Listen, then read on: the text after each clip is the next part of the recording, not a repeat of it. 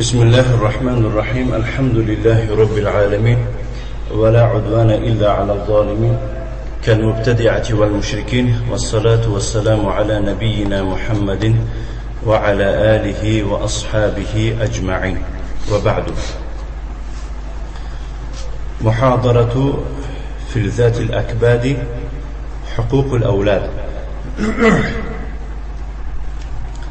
اکنون این کتابی که ما به اذن الله سبحانه و تعالی میخوایم او را درس کنیم به نام محاضره در بیان جگرگوشه ها.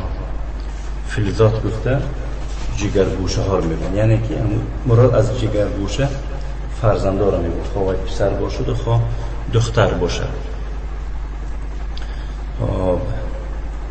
درباره جگرگوشه ها، یعنی که درباره جگرگوشه ها چی میخواهد گفتن؟ حقوق الاولاد. موضوع درباره چی بوده است؟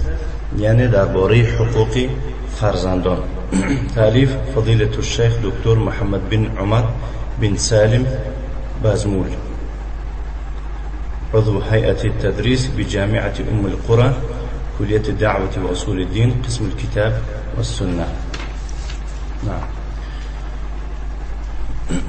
بسم الله الرحمن الرحيم. إن الحمد لله نحمده ونستعينه ونستغفره ونعوذ بالله من شرور أنفسنا ومن سيئات أعمالنا، من يهده الله فلا مضل له ومن يضلل فلا هادي له. این خطبه حاجتش میبینیم. این جناب پیامبر صلی الله علیه و آله در بسیار خطبه هاشون همینه میگفتن. به درستی تمام ستایش ها مخصوصی الله هم، یعنی که در اینجا برای چی هست؟ برای استغراق است. استغراق نشونش اون است که در اولی همون کلمه جمیع یا که کلو اضافه کرده میشه. کل المحامدی، تمام ستایش ها از آن الله سبحانه و تعالی می باشند. بنابراین مثال یگان کسه، یگان مخلوق گفتن نمیتونیم که الحمد لرجل یا که الحمد لفلان یا که الحمد لک گفتن نمیشه برای مخلوق. برای چی؟ وقتی که ما الحمد که گفتیم، این ال به معنای چی میشه؟ به معنای استغراق میشه. گویا که تمام ستایش ها مخصوصی تو هم گفته خطا است. بنابراین میتونیم گفتن که احمدو که من تو رو ستایش میکنم علی فلان، بنابر فرمون کاری نیکی، اما تمامی تو در من نیکی کردی نکردی به هر تقدیر تمامی ستایش برای تو ممکن نیست. این فقط به الله سبحانه و تعالی لایق است. نحمده، ما او را ستایش میکنیم، و نستعینه، از او مدد میجوییم، چون که استعانه یستعینو از باب دهمی ثلاثی مزید است. استعانه یستعینو الف سین تو برای طلب است، یعنی از تو یاردم میطلبیم. و نستغفره، اینم از باب دهم است. استغفر یسو، از تو مغفرت میپرسیم میطلبیم. و نعوذ بالله من شرور انفسنا، ما با الله از شر نفس‌هایمان پناه میبریم. در اینجا هر جا که من اومد، البته در مقابل همون من، خواه اون مقابلیت پیش باشد و یا که بعد باشد، باید که الهی انتها باشد. بنابراین بسیار علما گفتن که نعوذ بالله من شرور انفسنا، همین من برای چی است؟ ابتدا است و بالله با به معنای اله بوده، به معنای انتها است.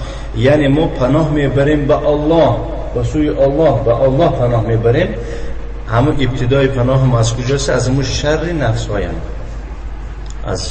از نفسی، از شر، از بدی نفس های ما. و من سیئات اعمالنا، و از اعمال ناسزای ما، از اعمال بد ما به الله سبحانه و تعالی پناه میبریم. من یهده الله، کسی را الله سبحانه و تعالی به فضل و لطف و کرم خود هدایت فرماید، فلا مضل له، یگان کس او را گمراه کرده نمیتواند، یا که یگان گمراه کننده نیست برایش. و من یضلل، و کسی که الله سبحانه و تعالی خود گمراه سازد، فلا هادی له، برایش یگان هدایت کننده و هدایت فرمای نیست. و اشهد ان لا اله الا الله وحده لا شریک له، من شهادت میدهم گواهی میدهم اعتراف میکنم که نیست یگان الهی بر حق مگر الله وحده رحمت الله او تنها است لا شریک له شریک ندارد وحده این تاکید برای مثبت است یعنی برای الله هست لا شریک له تاکید برای لا اله مفهوم و اشهد ان محمدا عبده و رسوله و شهادت میدهم که محمد صلی الله علیه و علی آله و سلم بنده و فرستاده اوست. الله سبحانه و تعالی فرمود یا ایها الذين آمنوا اتقوا الله حق تقاته ولا تموتن الا وانتم مسلمون. ای کسانی که شما ایمان آورده اید از الله تقوا بکنید چنانه که حقی تقوا کردن است یعنی طوری که لازم است طوری که از شما الله طلب میکند ولا تموتن الا وانتم مسلمون و شما به جز مسلمان در دیگر رویه و دین و آیین ممیرید یعنی شما ممیرید مگر شما در حال مردن یعنی که مرگ شما را فرا رسد در اون حالی که شما مسلمان باشید. نعم. وقال سبحانه وتعالى يا أيها الناس اتقوا ربكم الذي خلقكم من نفس واحدة ای مردم از الله که پروردگار شما است تقوا بکنید ذاتی که شما را آفرید از یک تن مراد از یک تن از آدم علیه السلام و خلق منها زوجها و از آن تن جفت آن را آفرید یعنی حوا را و بث منهما رجالا كثيرا و نساء ای ذرأ بطریق التوالد معنى يعني بث منهما رجالا كثيرا ونساء يعني معناه ذرأ بطريق التوالد يعني الله سبحانه وتعالى با آفرید با پراکنده کرد به طریق تولد شوی مردان و زنان بسیار را یا که پدید آورد از اون دو به طریق تولد.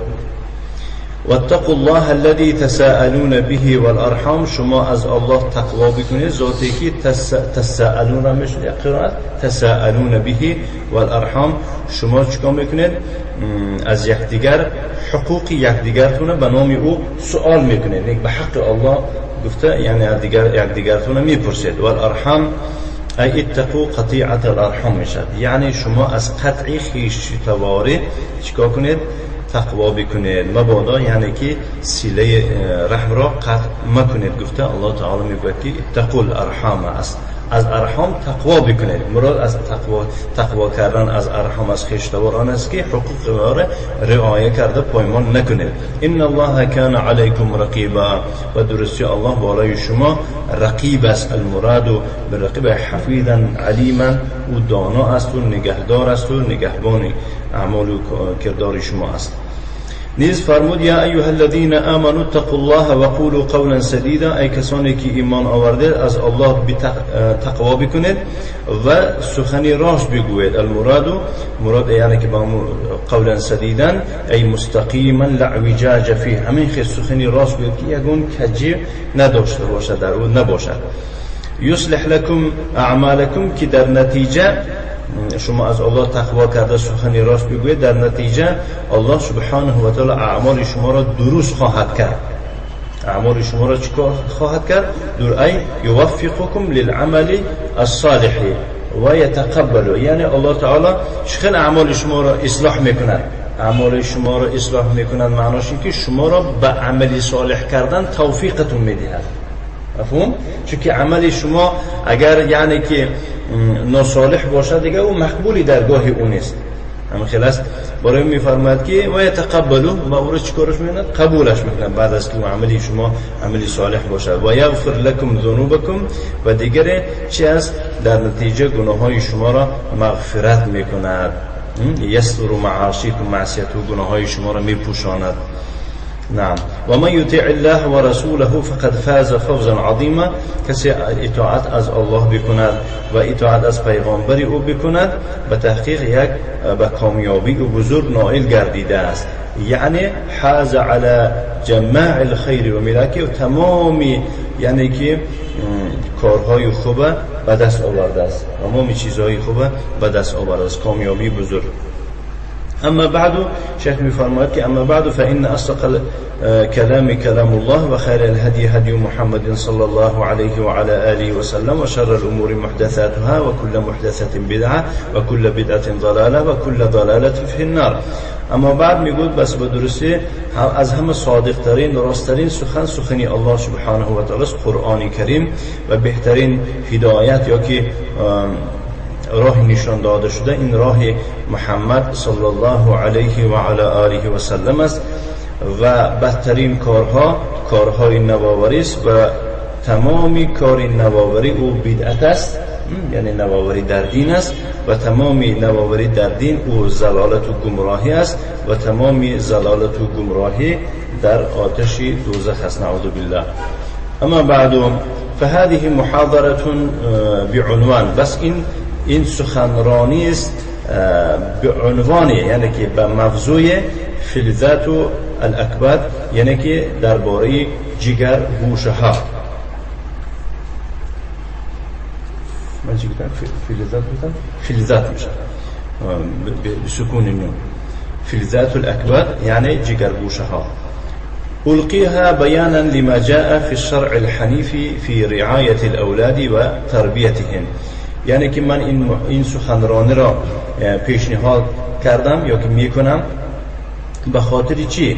بیانا لما جاء في الشرع الحنيف، به خاطر بیان کردن اون چیزی که در شریعت بزرگ آمده است، در شریعت پسندیده، در شریعتی که از تمامی آلوده ها پاکیزه است، در شریعت حق آمده است. نسبتی چی؟ رعایت کردن فرزندان و تربیت کردن فرزندان، از بس که این رعایت فرزندان و تربیت اونها به همه بیان نیست، به همه روشن نیست، همه یعنی که سواد ندارد که مثال گیرم خوانده فهمد. من این محاضره را به خاطر بیان کردن همین موضوع شاد و روشن کردن پیشنهاد کرده ایستادم. و حقوقهم التي ينبغي ان تراعى، و حقوق فرزندان را میخواهم بیان کنم، چنان حقوقی که باید که ویها را رعایت کرده شود. و اسجل شکری للإخوة الأفاضل الذين كان لهم فضل السعي في عمل هذه المحاضرة وتنظيمها. و مراد از اینجا روی خط میکنم، معناش که من قید میکنم منتداری خود را. مراد از قید کردن منتداری، من اظهار منتداری میکنم برای اون برادران بزرگی که کان لهم فضل السعی، برایشون نصیبی چی گردیده است؟ فضیلتی کوشش و حرکت کردن در نصیب اینها بوده است، نسبتی عملی گردانیدن این سخنرانی مرا و در نظام درآوردن این را مثال گیرم تشکیل کردن، اگر یک جایی کلوننده و آدم ها را جمع کردن و برای تشکیل کردن، یعنی که این کاری خیر منتداری برای این برادرها چیکار میکنم؟ اظهار میکنم، قید میکنم. فجزاهم الله خیرا، از الله سبحانه و تعالی همین خیلی دعا دارم که برایشون پاداش خوب را عطا بخشیده باشد. وقد ادرت المحاضرة على العناوين على العناصر التالية. واقعا میگود من محاضره را چیکار کردم؟ تقسیم کردم، یا که مثال بگویم یعنی که شروع کردم در اساسهای زیرین، در موضوعهای زیرین. مراد از اینجا عنصر رو میگون در اصلهای زیرین، یعنی که در اصلهای زیرین، در موضوعهای تحت موضوعهای زیرین من همین سخنرانی خود را چیکار کردم؟ شروع کردم. یکم الاولاد هبة من الله تعالی و هم زینة الحیاة الدنیا. تحت این سخنرانی یک موضوع است در بیان فرزندان، اینها عطای هستند از جانب پروردگار، به مانند تحفه هستند از طرف پروردگار عظیم الشان و ایشان زینت حیات دنیا است. کسی که در دنیا، در این زندگانی دنیا خواهد که زینت دار شود، باید که فرزند همراه او باشد، یعنی که بی فرزند انسان بی حیاتش زیبا نمیگذرد. دویم موضوع الذریة الطیبة سألها الانبیاء و صالحون. دویم یعنی که موضوعی که تحت آن سخنرانی کردیم این چی است؟ این آن است که ذریت پاک، فرزندان پاک، نسل پاک را پیغمبران و صالحان مسئلت کردند از الله سبحانه و تعالی، پرسیدند، دعا کردند. سیوم لماذا نتكلم عن فلذات الاکباد؟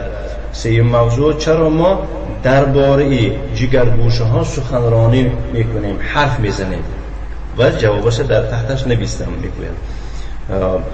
چهارم متى نقوم برعایت حق فلذات الاکباد؟ کدام وقت ما رعایه کردن میتوانیم حق و حقوق جگرگوشه ها را؟ کدام وقت یعنی همینا رو ما ادا کردن میتونیم.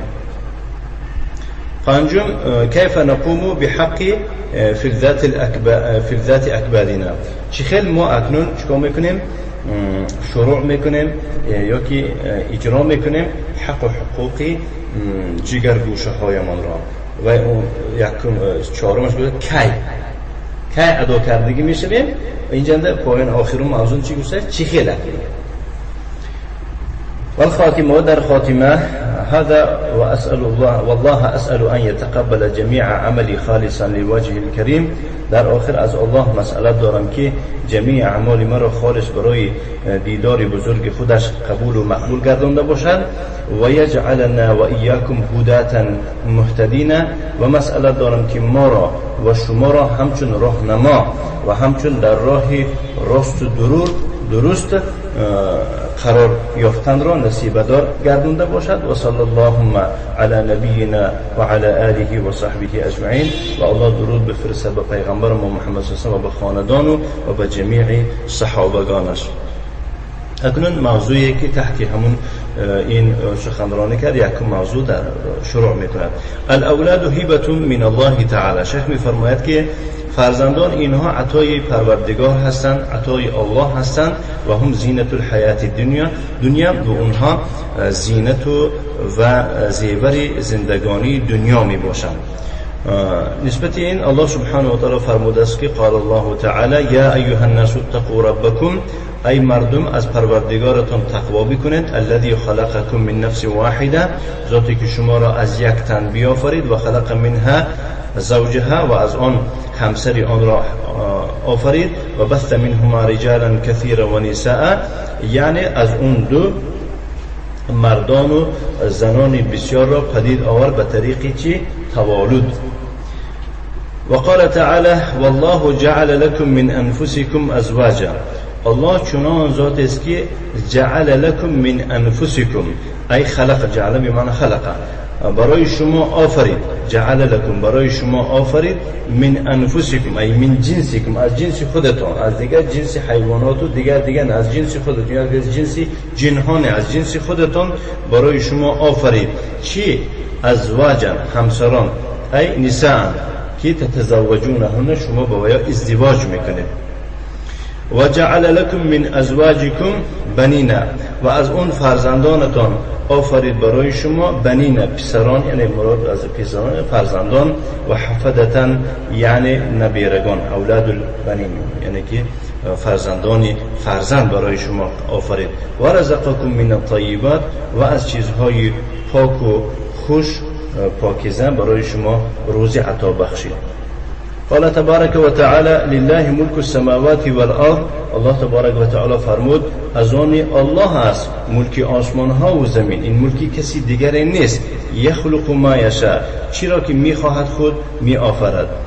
یهب لمن یشاء اناثا و یهب لمن یشاء الذکور. می بخشد یعنی یعطی عطا میکند به کسی خواهد یعنی که دختر و به کسی خواهد اگر پسر عطا میبخشد. بنابراین مثال جعده و تاز کردن کوشش کردن که مثال گیریم من حرکت این خیلی کنم که پسر یابم این کارهای خطا هستن. یا که مثال نسبتی همین آیت ناشکری است. اون آدمایی که چیکار میکنن یعنی که دختر یافته غم و اندوهگی میشوند. یا که بعضی کسان هستن که پسر یابه دیگه غمگین میشوند من دختر میخوام. این دستی پروردگاران دست هم خلاص. او یزوجهم ذکرانا و اناثا. یا که چیکار میکند اونها را چیکار میکند یعنی یقرنهم و یخلطهم یعنی اونها را آمیخته میکند نزدیک میکند و چی ذکرانا و اناثا. مراد از این یعنی که اون فرزندان که نرینه و مادی نمیکردگی ذات الله سبحانه و تعالی خودش هست.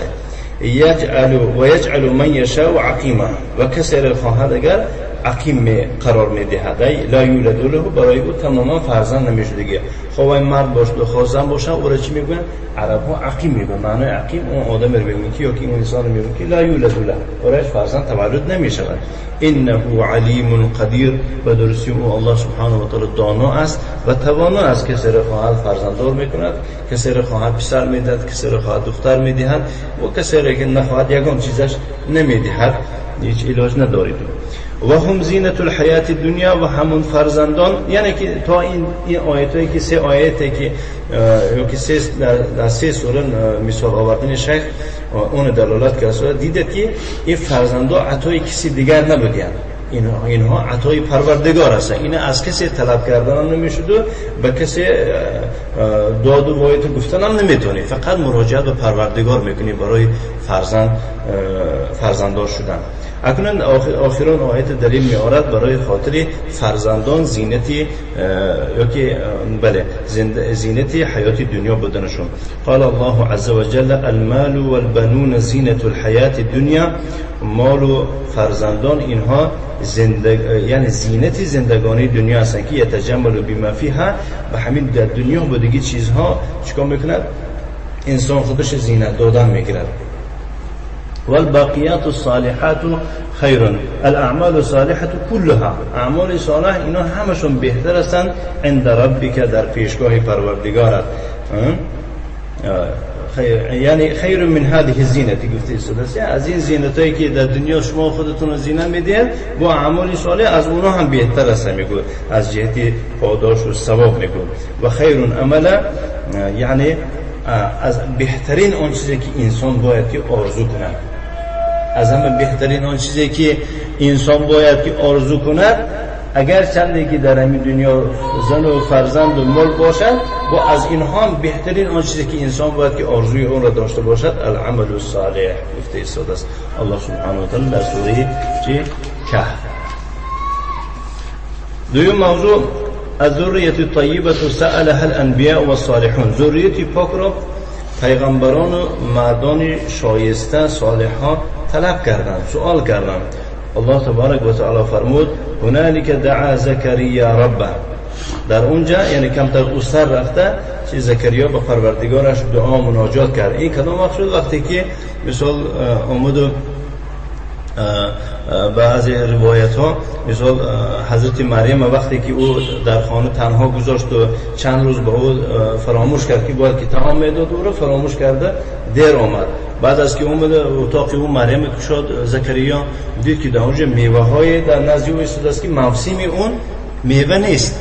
میوه مثال گیریم باید که بعد از 5 ماه 6 ماه بعد این میوه به وجود آید، یا که این میوه سالی گذشته که حال موسمش آمدگی نیست، دید که در نزد اون میوه ها ایستادن و گفت که ان لکی هذا، ای مریم این میوه ها کجا در نزد تو؟ گفت که الله روزی میدهد به کسی خواهد. اینا همش اینای پروردگار هستند، به کسی خواهد موسمش نگاه کرده میدهد بدون یگون واسطه. بعد از اون در سری زکریا پیغمبر آمد که سبحان الله، الله سبحانه و تعالی از نیستی عطا میبخشید. از گفته و من هنا علیک دعا زکریا ربه، او کمتر اوستر رفته قدرت پروردگاران قائل شد، دعا کرد و گفت قال در دعاش گفت که قال ربی، گفت ای پروردگار من هب لی من لدنک ذریة طیبه، به من نیز عطا بخش یک ذریت طیبه، یعنی تمر از طیبه پاک مبارک. انک سمیع الدعاء، و درستی تو شنونده دعا و مناجات می باشی. گفته دعا کرد. بعد از آن الله سبحانه و تعالی به او عطا بخش کدام فرزنده؟ یحیی. بله بارک الله فیک. وقال تعالى على لسان زكريا، الله سبحانه وتعالى نیز به زبان زکریا چنین فرمود و انی خفت الموالي، و انی چه؟ و انی خفت الموالي. خب من میترسم خویشاوندان، یعنی الاقارب و هم پسر عمه کار بساز بنو العم والعصبه الذين يلونهم في النسب، یعنی خویش تبارک بساز. من من ورای ای من بعد موتی، بعد از مردن خودم من از عظمه خویش تبار میترسم. و کانت امرأتی عاقرة، همسری من باشد چی است؟ عاقر است، یعنی مراد از عاقر چی است؟ لا تلدو، تولد نمی کند. فهب لی من لدنک ولیا، به من روزی بخش از نزد خودت، من عندك لدنك گفتن ولیا ای ولدا من صلبی، مراد از ولیا اینجا ولدا من صلبی، یعنی که از صلب من یک فرزند عطا بخش. یرثنی، که مرا میراث بر شود، ورثة العلم والحکمت، اینجا میراثی علم و حکمت در نظر دارم. اون وی در نظر ندارد که مثلا گیره من همه پول پیسه دارم بعد مردن من خیش تبارم اینا رو نگرنه، خیلی نه. یعنی که پیغمبر بود و هم صاحبی چی شود؟ و صاحبی علم و صاحبی حکمت بشود. و یرث من آل یعقوب، میراث بری آل یعقوب باشد. واجعله ربی راضیا، ای پروردگارم او را پسندیده قرار ده، یعنی مرضیا عندك محبوبا، در نزد خودت او را پسندیده قرار بده و محبوب خود او را قرار بده. گفته دعا کرد. قال الشنقيطي في أضواء البيان، يعني صاحب تفسير الشنقيطي، يعني أضواء البيان في إيضاح القرآن بالقرآن. أظن الشنقيطي محمد أمين نمشون محمد أمين، محمد الأمين بن محمد المختار. 1325 تولد شده، 1393 وفات کردن، 68 سالگی‌اند. اگر بس سال خود ما گیریم میگه 1907 تولد شده، 1973 سال وفات کرده. ولید فی بلاد شنقیط، در کشورهای شنقیط تولد شده است که امروزه او را موریتانیاش میگن. کس از موریتانیا میشه، اومده بعد عربستان سعودی همینجا برای خودش انتخاب کرده، همینجا وفات کردند. تفسیر تا آخر نرسوندن، کمتر تا یاد من نیست، تا اندک سوره ها ترجمه کردن، تفسیر کردن، بعد شاگردشون تا آخر مکمل کرد کتابشون شنقیطی اضواء البیان. همین کس در کتاب خودشون اضواء البیان فرموده است که و قوله تعالی فی هذه الآیه الکریمه، قول الله سبحانه و تعالی نسبت این آیه کریمه و فهب لی من لدنک ولیا، یعنی بهذا الولی،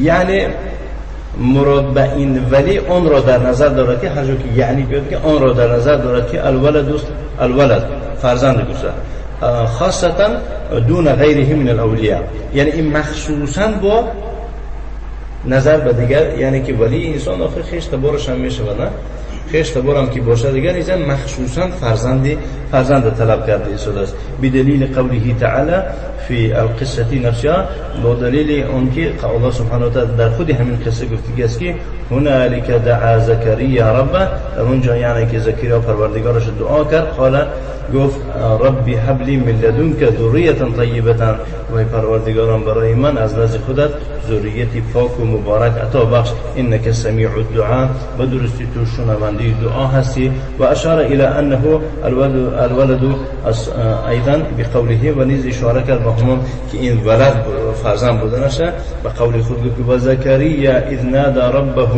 و زکریا چون یعنی به یاد آور زکریا را چون نادى ربه پروردگارش ندا کرد و چنین گفت ربی لا تذرنی فردا، ای پروردگار مرا تنها نگذار، و انت خیر الوارثین، و تو بهترین میراث برندگان هستی. وارث اون کسانی میگن که میراث یعنی همه چیز در دست تو هسته، هم خیلی هیچ کس و هیچ چیزش برای کسی پرداختن نمیده، همه چیز در دست تو میماند. برای همون یعنی تو بهترین میراث بران هستی، تو به من تنها نگذار. فقوله لا تذرنی فردا ای واحدا بلا ولد، مراد از همین مرا تنها نگذار، لا تترکنی میشد، بی فرزند مرا نگذار. ولذا برای خاطر این است که گفت من دعاء المؤمنین، ولذا کان من دعاء المؤمنین، به خاطر این است بعض از دعای مؤمنان همین است که الذين، اون کسانی که نتقبل عنهم احسن ما عملوا، ما قبول میکنیم از ایشان بهترین آن چیزی که عمل کردن، و نتجاوز عن سیئاتهم، و از سیئاتشون گذشت میکنیم فی اصحاب الجنتی در اصحاب جنت. یعنی این گفتگی ما از کی هست؟ از صاحبان از جنتی ها هستن. اون جنتی ها رو ما بهترین عملشون قبول میکنیم، از کارهای بدشون گذشت میکنیم. وعد الصدق الذي كانوا يوعدون، این وعده حق است، وعده راست است، چنان وعده است که ایشان را در دنیا دائم وعده داده میشد، این کارا کنید جنت، این کارا کنید جنت. همون است ما ذکره سبحانه فی قوله تعالی، این همون است که الله سبحانه و تعالی در قول خود ذکر کرد که ربی اوزعنی ان اشکر نعمتک. این دعای عموم است، همه مؤمنان یعنی که میگویند اینا ای پروردگارم اوزعنی، ای الهام بخش به من، ان اشکر نعمتک، به من الهام ده که من نعمتهای دادگی تو را سپاسگزاری کنم و شکر و منتداری کنم. التي انعمت علی، اون نعمتهایی که تو به من ارزانی دادی، و علی والدی، و به پدر و مادرم تو این نعمت ارزانی دادی، و ان اعمل صالحا، به من انصاف و توفیق و الهام عطا بخش که من عملی صالح بکنم، ترضاه تو، یعنی که از همین عملی صالح من راضی باشی، و اصلح لی فی ذریتی، ذریتی من درست کن، ذریتی من آباد کن که با ذریتی پوسیده و ویرون نبرای. انی تبت الیک، من به خودی تو مراجعت کردم، توبه کردم اگر یکون کم و کم بودی کرده باشم، و انی من المسلمین، و به درستی من از زمره تسلیم شدگان هستم گفته است. صلی الله وسلم علی نبینا محمد و علی آله و صحبه و سلم تسلیما مزیدا.